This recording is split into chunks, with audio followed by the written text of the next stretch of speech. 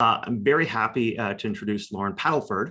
Loren is the general manager of revenue at Shopify, one of the world's largest e-commerce sites, and the founder of Shopify Plus, the fastest growing enterprise SaaS platform in the world. Shopify Plus is the enterprise business unit of Shopify, enabling e-commerce for the largest and fastest growing brands in the world. Prior to Shopify, Loren held senior leadership positions in sales and marketing at software firms in Canada, the US, and the UK. And with that, I hand it over to you, Loren. All right. Thank you very much. Good morning, good evening, good afternoon to everybody. I wanted to spend a little bit of time talking about commerce. So I'm going to start with a statement which I've talked about a lot, is COVID was a time machine that brought 2030 to 2020, drastically increasing the pace of digital transformation that was started in the late 2000s. This was probably it was felt across a number of industries, but maybe nowhere more acutely than retail and commerce. Global e-commerce is expected to top $4.2 trillion in 2021. It is growing at 38% or more. It's hard to calculate because it's a big number, growing pretty quickly. But that is against retail sales that are basically flatlined and in some cases running negative. There's an additional, on top of that 4.2 trillion, there's an additional $17 trillion in annual commerce activity that is B2B only. And this is still primarily in the dark ages, manual technology. So I give you these two numbers to frame the sheer size of commerce activity on a global perspective, because it gives you a sense of how big these opportunities are and how broad the spaces may be. Merchants and consumers, whether those consumers are retail consumers or business consumers, expect better experiences today. What COVID drove for everyone was a realization that most of commerce activity was far behind where technology is and what it could be.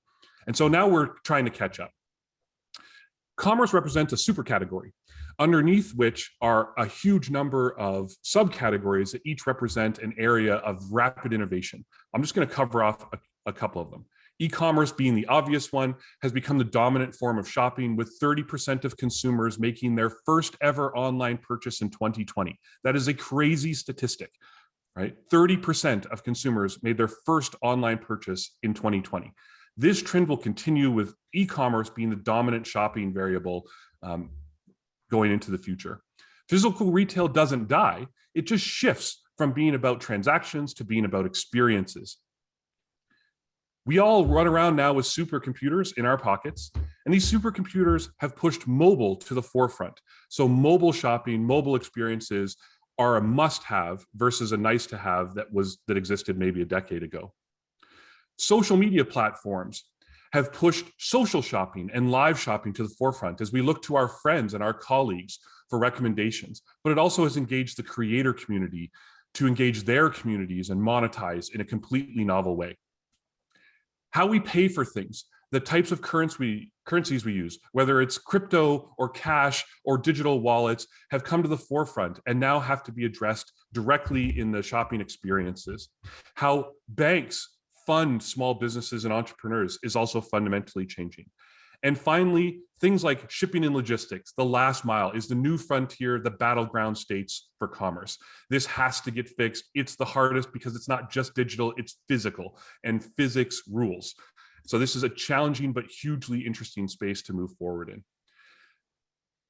Things like AR and VR continue also to be on our horizon. It's simple to say that digital is eating the world. The more nimble the organizations as they go forward, whether that's the companies themselves, the retailers, the merchants, the better off. Change or die, that's where we exist.